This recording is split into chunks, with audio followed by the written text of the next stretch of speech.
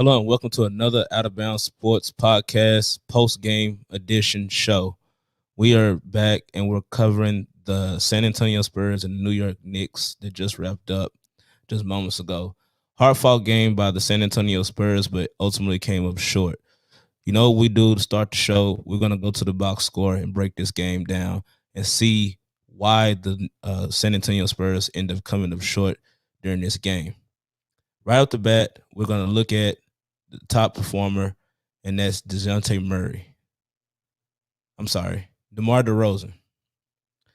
DeMar DeRozan had 38 minutes on the floor. All right, folks, it looks like we have Keldon Johnson joining us in just a second. If you have questions for Keldon, please raise your hands.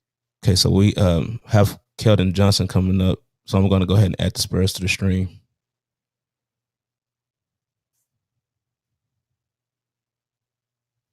Hey, Jesus, do it. All right, Tom Petrini, please start us off. Hey, Keldon. Knicks, obviously one of the better defensive teams in the league. What did you see from them tonight that makes them a little bit different than the standard NBA defense? They don't really make many mistakes. They stick to that plan. They're all on the string. They're long, athletic, and they do a great job of shrinking the floor. You've had a lot of individual matchups against top power forwards this year. What did you see from Julius Randle tonight? He's a great player. It speaks for itself. I mean, he made some amazing plays for them, and I just try to make it tough for him, you know? Thanks. No problem. Let's go to Tom Worsborn. Tom? Keldon, did you think that you guys had a chance for that rebound on DeMar's miss on the second free throw? They call it violation, but anything can happen if it hits the rim and one good bounce. That's all it takes for us to get the ball back, you know. But it was a high IQ play. It just didn't go as planned. And they hit a lot of corner threes with Randle penetrating. Was that just great execution on their part, or were you guys, have some defensive busts? They shoot really good from corners. And like I said before, they have a game plan. They stick to it. We did have some lapses, but I had goes off to them. They made shots. How important are these final two games? Not just locking up the number 10 spot, but also just getting some momentum going. It's definitely important. We want to go into our playing situation with a little bit of momentum and a full head of steam. You know what I'm saying? So we're just locked in and ready to get these next two games. Appreciate it. No problem. You have a blessed night. Thank you, Keldon. No problem.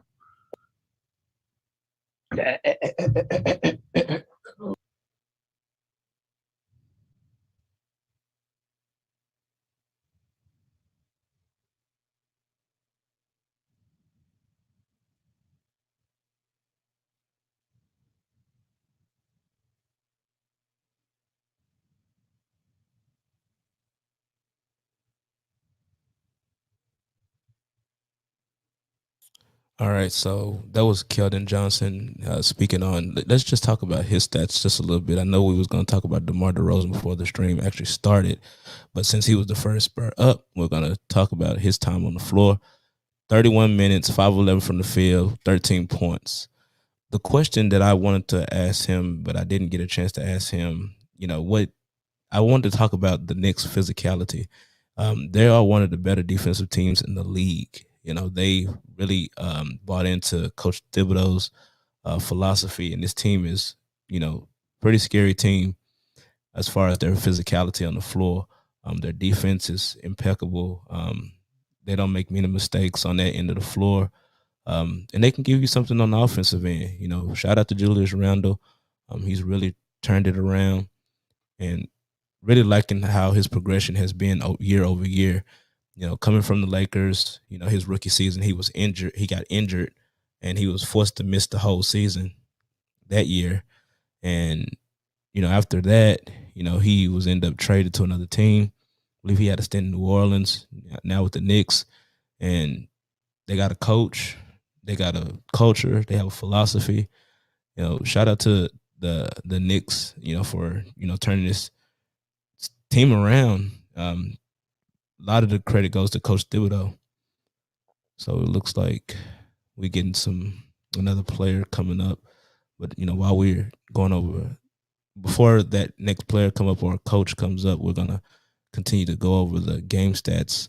Now, Demar Derozan, he had 38 minutes. He was the top dog for the Spurs. In 38 minutes, he had 27 points, 10 to 18 from the field. Very efficient. Actually, had 8 boards, so he was doing work on the glass with 4 assists as well. Definitely had a pretty solid game, I would say. Just ultimately, they just didn't get it done. The first quarter, the Knicks took that quarter. Then the second quarter, it was kind of like back and forth. Third quarter, the Spurs had a great run in third quarter, but then kind of fizzled out in the fourth. And ultimately, the score was 98-102 to end the ball game. That puts the Spurs at 33-36. The Knicks improved to 38-31. Next, DeJounte Murray, 35 minutes, 7-18 from the field. The one and only three that he attempted did not go in. So his rebound total was at 9. So he was doing work on the glass as well. Love to see a stat sheet that has a lot of rebounds because that shows the dirty work, the little things.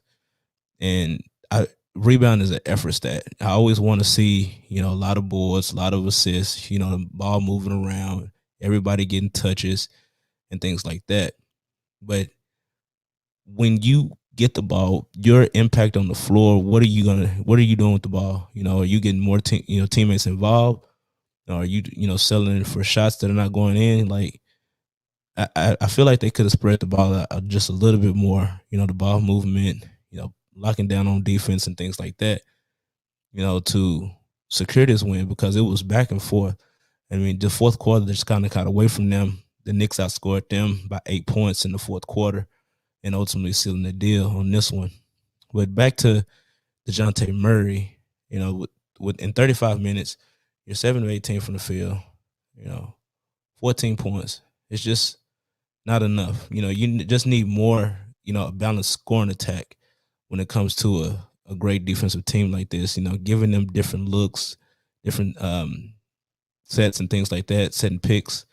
You just want to see more ball movement and more guys touching the basketball, in a situation like that, kind of confusing the defense and getting them off of their game. But, that was the ball game. They just weren't able to seal this deal late in the fourth, and it got away from them. But then we're going to check out the Knicks box score. This team is very impressive, man. Just solid team. We're going to go to Alec Burke. He was the biggest contributor on the team point-wise. In 34 minutes, he was 11-20 from the field, 5 of 10 from 3, had 10 boards. He was doing work on the glass. I always love to see that glass work, man.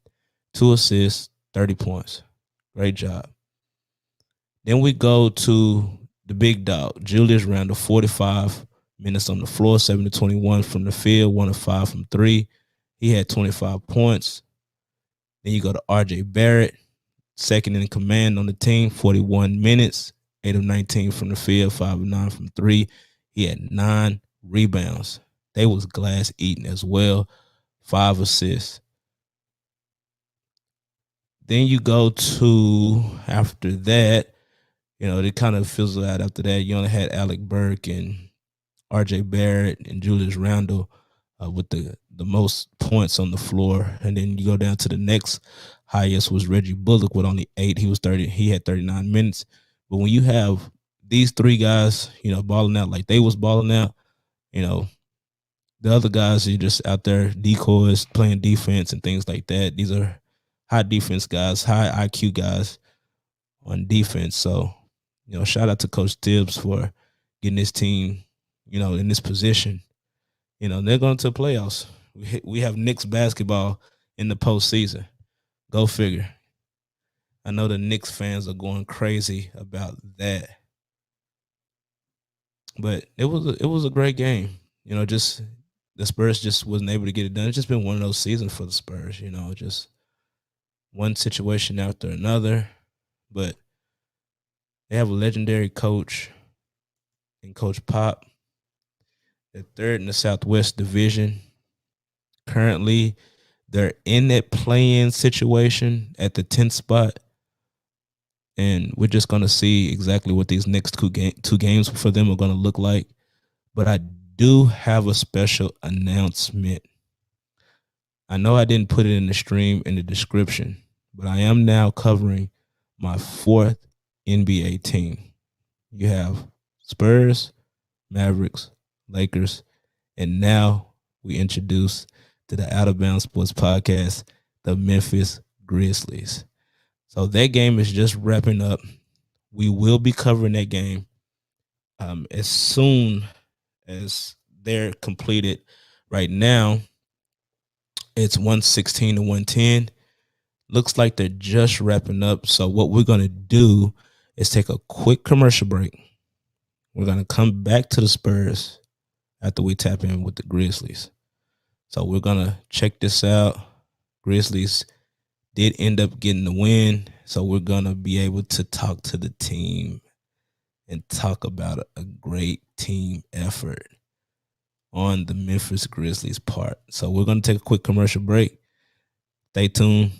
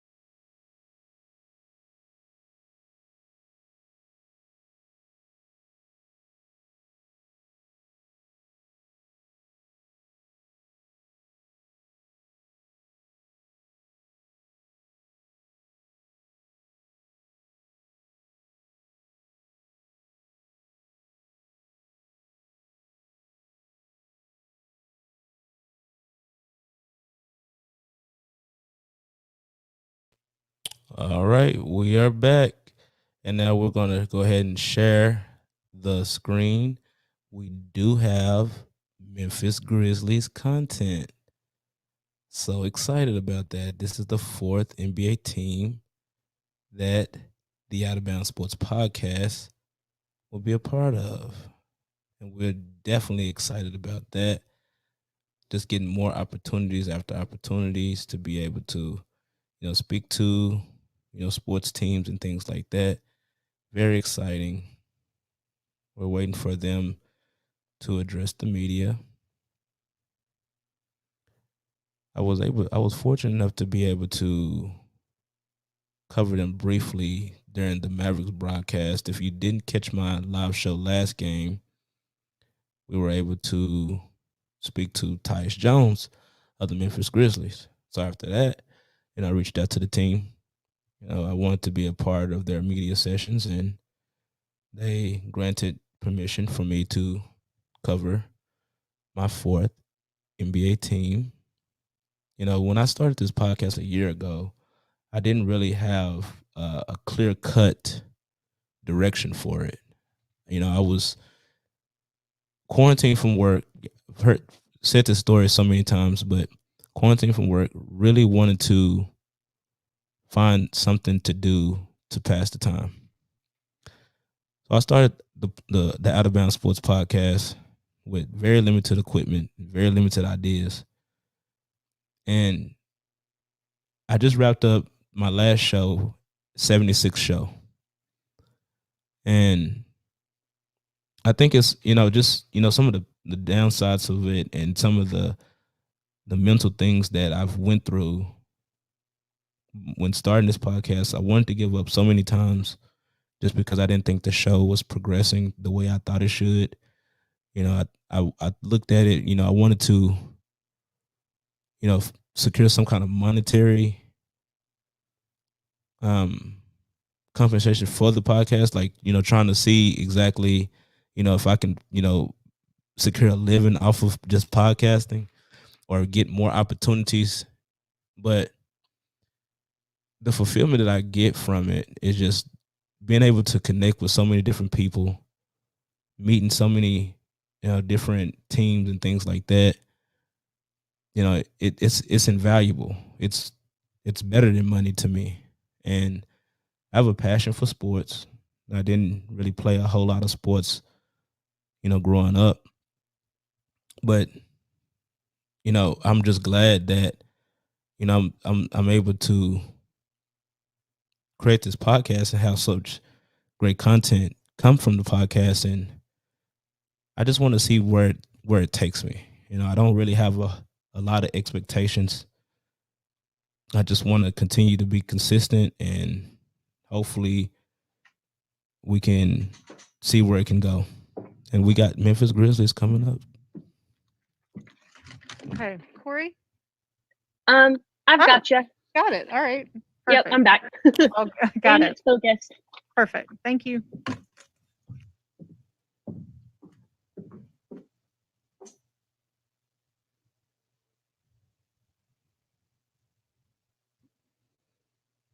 So it might just been a sound check. So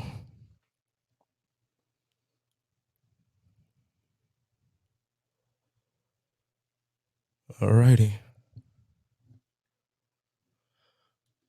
Let's look at the Grizzlies box score stats. So Dylan Brooks, 37 minutes on the floor, 13 to 28, 3 of 7 from the 3-point, 6 rebounds, 3 assists, and 30 points. Great job, young fella. Dylan Brooks doing work at 6 boards from the backcourt. Let's take a look at Ja Morant, 38 minutes, 5 of 12, 1 of 5 from 3.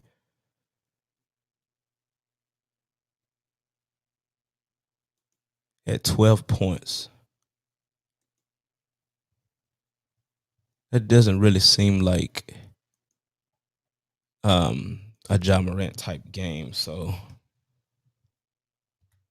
but when you have other players that can, kind of step up in those situations, that's great. To be able to have a team, kind of pick up the slack whenever the star is not playing the way that you're accustomed to them playing. I don't think it was a bad game. It's just that more players were stepping up. And you might not need to score 30, 40 points that game, if you're the star. You might be out there facilitating, or you're a decoy. And you had other players stepping up, like Dylan Brooks. And I made a mistake. He doesn't play in the backcourt. He plays in the front court because he's a small forward. My bad.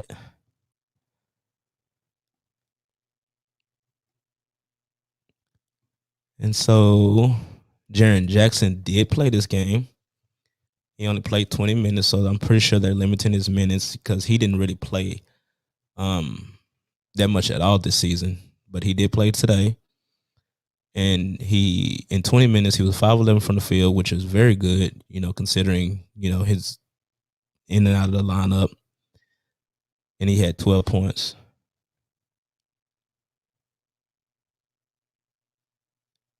Jonas Valanciunas, 33 minutes. The vet, 8 of 10 from the field, 24 points. That definitely will work for him. Definitely.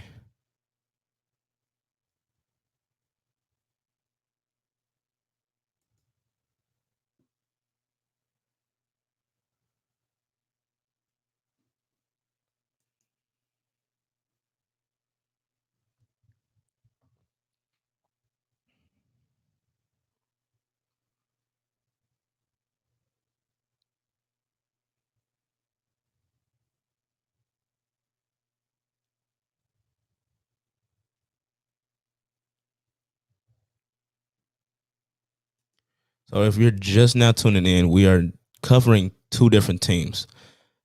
I know the description says San Antonio and Knicks, but we also are covering the Memphis Grizzlies tonight because they wrapped up their game maybe like 10 minutes after the San Antonio Spurs. So what I did was I merged the two streams together. So we're going to be bouncing back and forth until both post games are wrapping up and see if we can get some great questions and things like that to ask both teams. And then we plan on wrapping up the show once the conclusion of the both post games are completed.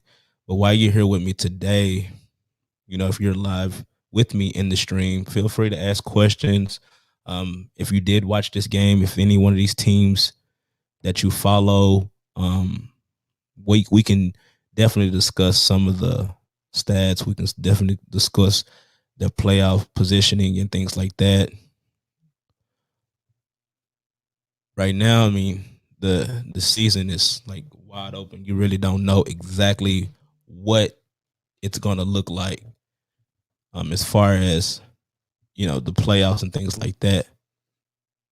But shout out to the Memphis Grizzlies for, allowing this opportunity to be able to cover their team, and hopefully we're able to get some amazing content for the show, and hopefully this year that they're able to actually get into the playoffs, because I really, really enjoy watching this team. This team is actually a pretty decent team.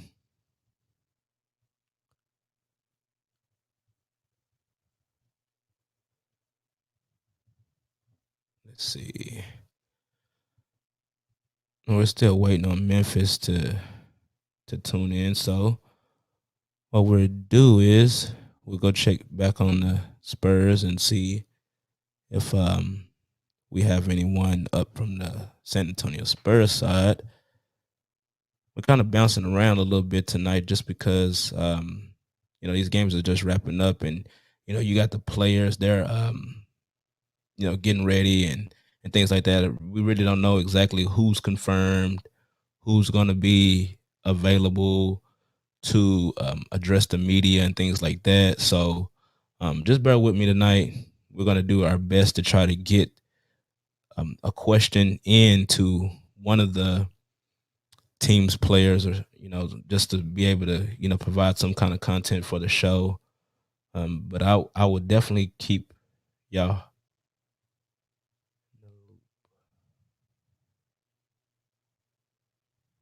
Right now, I'm on the Spurs stream right now, but I'm trying to see exactly where they're at with their players. So I'll have them running in the background. So, alrighty. So what we were going over was the rest of the league in terms of their playoffs. So, I've got you. We'll start first with Megan Triplett. Hey, Coach, congrats on the win. The Kings made it difficult to slow them down offensively throughout most of the game there, but then in the last few minutes, you guys were able to get some big stops. What was the difference in those few minutes, and what can you say about just the attitude and the fight you guys brought to close it out? Yeah, I mean, tons of credit to the Kings. I mean, they had so many guys play well. Obviously, James off the bench, Metu, Davis, Heald, Wright. We threw a lot at them, and they just had a counter to everything. And they also made some really, really tough shots, hands in their faces, shot clock, coming off with tough angles, moving and turn around and banging threes. We didn't help ourselves in the first half with, second chance points. They got a number of threes off of offensive rebounds. We just kept staying the course. Fortunately, as they were, raining a bunch of threes and making a lot of shots, we just kind of stayed the course and was able to stay within a couple of possessions, built the lead. Obviously lost the lead there in the second half, but it wasn't anything too crazy. And I don't think, it got above double digits. So our guys just kept, staying the course. We made some adjustments with matchups and coverages. And, fortunately, we were able to just get the stops at the right time. And they missed a couple shots down late. And, we didn't slow down. They started switching a lot in the second half. That gave them a lot of juice, especially in that fourth quarter. We kind of stalled out. We missed some layups when we had opportunities, but we were taking some bad shots. and we were able to break through, get stops, get out. I think, layup in transition, 1 or 2, and then a big 3 from Kyle in the corner, all off a pace. So it's just kind of one of those products we got to play the full 48 minutes and give the Kings, again, a lot of credit. It's going to be a tough matchup tomorrow again. Evan Barnes. Taylor, I know you guys don't really have goal markers or anything like that, but the win did clinch a winning season for you guys. So at this point, with the way you guys had to win today, does it kind of, speak to not just how well you're progressing, but just what this group has done, just coming together as a young team, being able to get to this point? Yeah, I mean, obviously we still have loftier goals ahead of us and more basketball to play, and a lot of things we can keep getting better on. But it's obviously great to acknowledge that. But we're never satisfied. I'm just really proud of the group's growth over the season. We've had our stretches where we played really good basketball for a number of games in a row, and before this last recent stretch, pretty inconsistent. But I'm really liking the trajectory we're on. Talked about that before the game. So guys, just keep putting in the work. We're having limited opportunities on the floor because we're playing so many games, but we're taking advantage of the games, the film sessions, the individual film sessions as well, and just staying together, along this road. And I'm just really proud of what we've accomplished up to this point. But we all know we want more.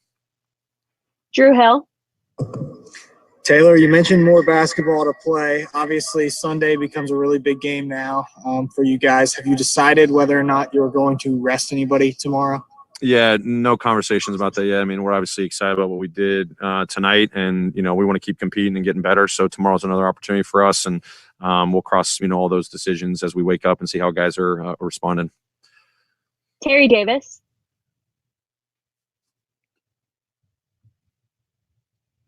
I'll start about that, Coach. Can you hear me? Yeah, I can hear you. Okay, first of all, congrats on your first winning season as a coach.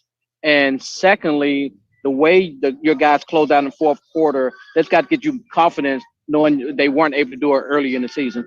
Yeah, I mean, it's huge. I mean, these are great learning opportunities anytime during the year, but especially at this point in the season. Every team's playing extremely hard right now, and we got a great shot tonight from the Kings, and you have to win games in different fashions. So they were clicking on all cylinders. We kept staying the course. We threw a lot of different matchup adjustments and coverage adjustments. Kept trying to find ways to break through. They started switching, as I said, in the fourth quarter, which kind of changed the rhythm of the game. But our guys have a great ability to kind of adapt and understand what we need to do, stretches of the game or a given possession. And there's great togetherness. And, these moments here, being able to close out really highly contested games and down the stretch only serve you in the long run. So luckily, we've gotten a few of those in our back pocket here and hopefully keep building on it. Parker Fleming. Hey, Coach, it really just seems like Dylan's energy never really wavers, no matter the flow of the game or anything. Just how important is it to have that guy who's just nonstop full 48?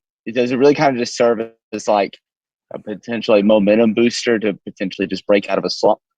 I mean, it's awesome to have that. We got a lot of guys with that spirit, but obviously, we talk about DB being, one of our spirit leaders, and he brings it every single night, every single day. He's the ultimate competitor.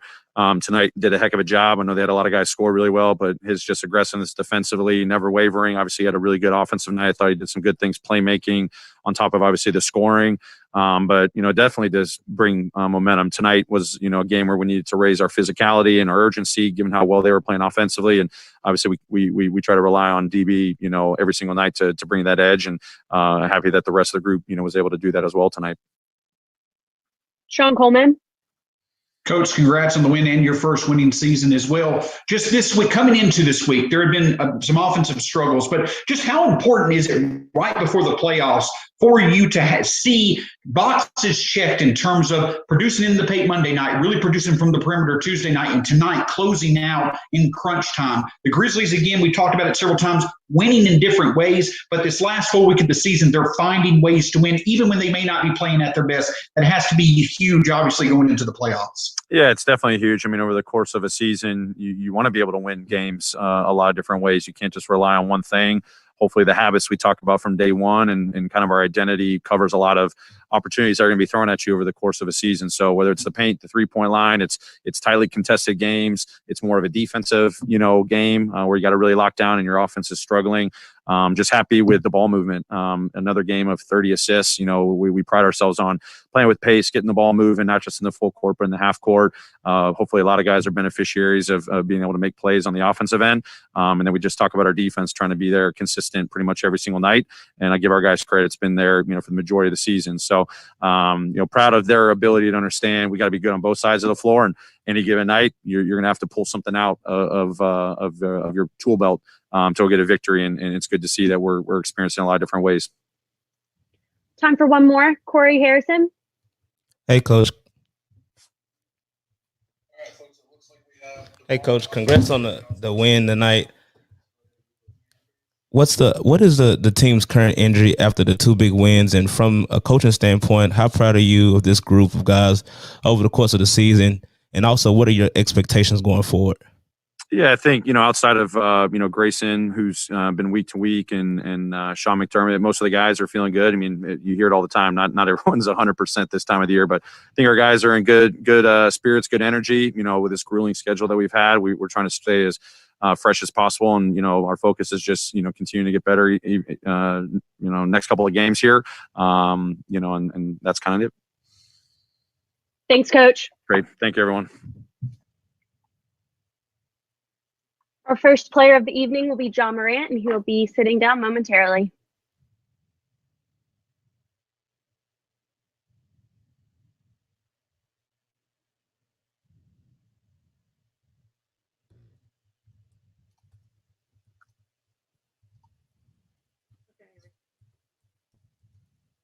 We'll start first with Terry Davis.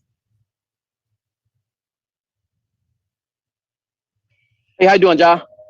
All good. One thing about this win, it gives you an opportunity to go 2 for 1 and win, to make the game Sunday important. But most importantly, this game clinches a winning season. What that mean, having a winning record at the end of the season, means to you? It means good. I believed in us, from the jump. It's great to see, how, we continue to grow and get better as the season went on. It's just credit to, our hard work and, our fight. Drew Hill. Ja, this game or win obviously sets up a big matchup with Golden State on Sunday. How are you going to prepare and get ready for that game? Same way I prepare, for each and every game. Watch film, study, the opponent, try to learn, their main plays to, be able to help our team. Study, who I'm guarding, and, study, previous games against us, see how, they was playing us in ball screens and, guarding. So simple as that, get sleep, eat, come to the gym, and, be ready. Clayton Collier. Hey, Ja, congrats on the win.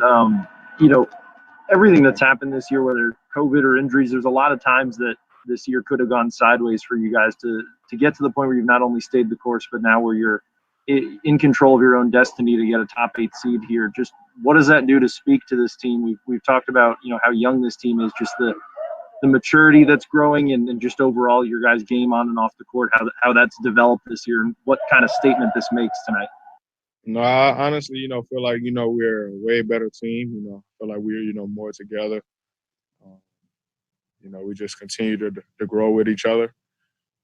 We was in this position, last season, fighting for, that last, playoff spot. And, I had confidence then. I have confidence now. So we just, going to prepare the same way, and be ready to go out there for a fight and try to win a game and get in the playoffs. That's our goal. Evan Barnes. Ja, for you, I know obviously it's a different animal than, when you were playing for the NCAA tournament and try to get in, but does it kind of have a similar energy of just understanding what it takes at this point as a team to try to get to these close games and get to these high stakes games? Can you even reflect on that to help, or is it just a totally different animal? No, that's a different animal. Obviously, NCAA tournament, it's not easy to get in. You have to fight. Obviously, you have to fight here, but, making the playoffs in the West is, very tough. It's not easy. But, we knew that from the jump. We knew what we had to do after, being in a position, last year. I feel like, we kind of, accomplished, most of it, but the job is still not done. We got to, continue to push through the rest of the season. Megan Triplett. Ja, a few weeks ago, you were talking about how, I know it's limited amount of fans here at FedEx Forum. We talked about fans coming out, and these last two games is particularly, the fans have been loud. They've been into the game, especially tonight in these last few minutes. What is it like to have the fans kind of just hear them and have that support? Man, it's big time. We love them. We give a lot of credit to them. That's who we, go out and play for, outside of, our families and, the organization. And, man, we're thankful for them. They gave us a lot of energy the past, 2 games, especially tonight. They were big time. We made some huge plays in the end. And, it was hard to, hear the coverages, plays we was in. So, we're thankful for that. We're going to continue to fight and try to get a win from them each time we step on the floor and just continue to, do what they're doing. We love it. And, we feed off of it. Adam Tite. Hey, Ja, after New Orleans and Toronto, tonight's sort of the third time in 3 games where you guys have really come up big in the fourth quarter. What's been driving the team's improvement in crunch time lately? It's just, learning from the past. Obviously we all understand, it's winning time, once it get, late in the game. We all lock in, we all have to, push through, go to that next gear to, be able to close out and, win a game. And as of late, we've been doing that very well. And, it turned out good for us. So we just got to continue to do that and continue, like we've been saying all season, try to play, a full 48 minutes. That's all the time we have. Thanks, Ja. Dylan will be our next player, and he will be here momentarily.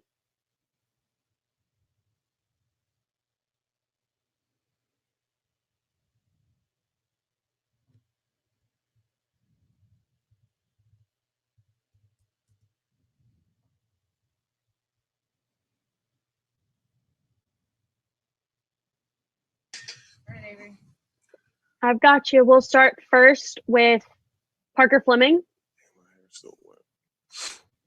Hey, Dylan, a great win tonight. So over the past week, your teammates been talking just about how coach just allows you all to play freely and gives you the confidence to do so. Just how has coach's confidence and you and your teammates just either enhance your game or just enhance the team's performance as a whole? Just the philosophy that coach has. He gives everybody the green light. If you have an open shot, take it. And then, he loves the floaters. He loves the, drive kick threes, transition threes, the evolution of the game. And he tells us in practice, last year we had a lot of practices to shoot those shots. And then ultimately drive and to create for teammates. And when you create for your teammates, somehow the ball comes back to you. It's just part of the game. And, we embody that. And, we, like you see every night, we find a way to get 30 assists. And, we just all rolling, we all playing. And then we get out in transition as well. So. Sean Coleman.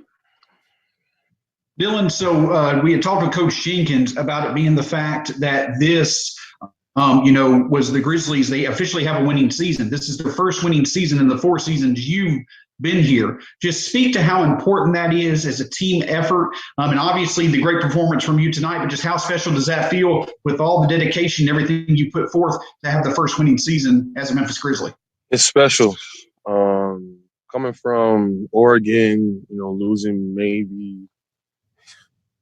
maybe a total of like 30, 25 games to go into losing like 70, 60 in one season. And then, ultimately going through the process of, our management, getting the right players, putting the right philosophy, and, me trying to, get into that. is amazing. It's a great feeling to know we're in the right direction, and we got a lot of good guys on this team that love to play basketball, love their teammates, and want to see them succeed as well. So, Drew Hill. Dylan, with that being said, you guys have a pretty important game coming up on Sunday, obviously. You're the energy guy. What is the sort of attitude you want you and your team to have going into that game? Just leave it all out there. Let it hang out. Get your rest and be ready. I think Golden State plays either tomorrow or today or something. So, everyone tune into that game, know their sets, know what they like to do, and, come ready with the energy and enthusiasm to, win a basketball game. That's all I can ask. And, every player on this team, we haven't been in this spot, practically meaningful basketball. And, we just got to become ready and just play hard. That's all I want. Just the guys to go out there and play hard and leave it all out there. Evan Barnes. Dylan, you said that you guys were so motivated by last year and how that season ended. Is that something that's going to get maybe preached even more, just as you guys obviously have another chance to have a game where you guys can clinch the 8th seed and, achieve the goals you didn't think to finish last year? Yeah, I think that's on everybody's mind. It's going to be said, and tomorrow and the next day and the next day after that. But I feel like everyone knows, you got to come ready. We got to be ready, and just bring that energy. That's all I want. Just bring that energy, because it's going to be a big game, and they have fans, and they got great players on that team. So we got to come ready. Final question, Adam Tyke. Hey, Dylan, you tend to break out the shades after big games. Is that your way of kind of celebrating your performance? And are you trying to get your teammates involved in the shades game at all? It's whatever they want. I love shades. Depends on the day, what I wear. But I just try to emulate, every game and try to be at my best. Try to give my team the best chance of winning. Thanks, Dylan. Appreciate it. Brandon Clark will be our final player of the evening, and he will be sitting down in just a moment.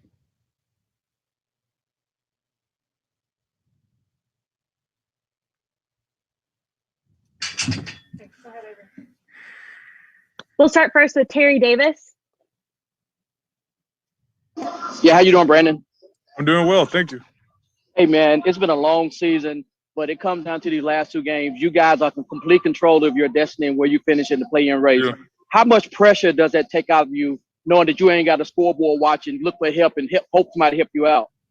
Are you saying with just like making the play-in tournament? Yeah, going up to the 8th seed, moving on up. You control your own destiny. Yeah, it is nice. It's been a really long season. It's been tough, challenging. We had 40 games in 68 days. It's been a really big challenge on guys' bodies and just keeping the focus up. So I'm really proud of, myself and my teammates, my coaches, everything. And, it feels nice, though, to know that, we don't got that much pressure going in. Obviously, we really want to win this game coming up and also the game versus Golden State. But, it feels nice knowing that we're, going to have a great chance at playing for that 8th seed. Kelsey Wright Johnson. Wow, I could not find the unmute button. Brandon, congrats, first of all, on the win. I don't mean to move on so quickly, especially after a win, but obviously never a perfect game. Is there anything that you feel the team needs to do better tomorrow with the rematch against the same team? Yeah, they had too many second chance points. Our on-the-ball defense could have been a little better. They did shoot the ball really, really well tonight. Justin James had like 31 points, I think. I just think that getting on the boards better, they were able to get some easy shots and fast break. But I think the biggest key tomorrow is just getting on the boards better. And I think that'll help us, have a little bit of an easier game tomorrow. Corey Harrison. Hey, Brandon, how you doing? Hey, man. Congrats on the win. So from this game, what would you like to see carry over into the next game? I would like to see us when, times get down, it's just really important that, the team sticks together as a team and doesn't start to break up, that we don't really get mad.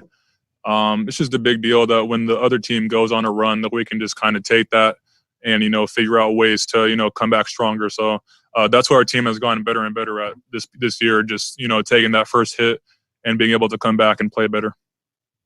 Drew Hill. Brandon, how impressive is it to see JV do this on a night-to-night basis and, take the bumps and bruises and continue to put up double-doubles like this? Yeah, it's impressive. Honestly, it's crazy to see. He's just been extremely consistent and very great at what he does. And honestly, I haven't seen anybody else in the league do it as consistently as he has personally. I mean, I know that the other guys that do it are, in like MVP talk and stuff. So I think for JV, that's, it's amazing to see. And it's been really fun seeing that from my teammate, and it's been fun playing with them this year. Evan Barnes.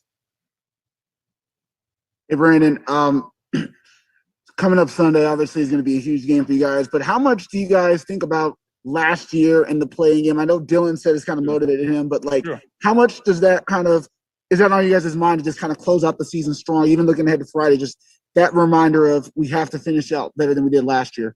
Yeah, definitely. Because last year we shouldn't have even, had to be in that playing game. We just kind of gave it away at the end of the season in the bubble.